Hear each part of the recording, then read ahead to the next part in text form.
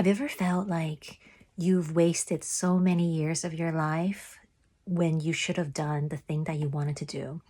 You know, you're so passionate about something, but you're stuck in a job or a relationship, and you feel like I should have done this 10 years ago. I should have done this 5 years ago, a year ago. I should have started this project or a business or went out and, quit my job or broken up with my relationship just so I can find the thing that I've always wanted to do. And you feel like this nagging sense that you've wasted years and years and years of your life. I have.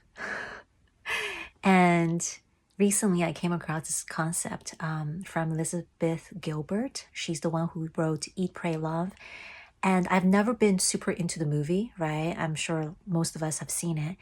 I haven't read the book, but I've watched a bunch of her interviews. I've essentially binged her interviews because she's such a lovely person, like this vulnerable, authentic, truthful person. And she was talking about this concept of good guess. What? So, good guess is kind of like, you're thinking back on when you were younger and you wish you had done certain things and you do other things. You've been in relationships or you've taken jobs and careers or did or didn't do things. And now you kind of regret the stuff that you have or haven't done. And the thing is, well, if you were to talk to your younger self, often what we would in our heads think about is like, tell them what we want them to do, knowing what we know now, right? But the thing is, showing the compassion to ourselves, our previous, our past, our younger selves, and saying to him or her, good guess. Like, girl, you tried your best. You didn't know the stuff that you know now. And of course, knowing what you know now, you would do things differently. But it's interesting because as I reflect upon, as I think about the last 15 years that I've been at this job and business that I'm working on now, and struggling with certain things that are making me very, very irritated and miserable, I think to myself, well, why couldn't I have done things differently when I was at whatever age?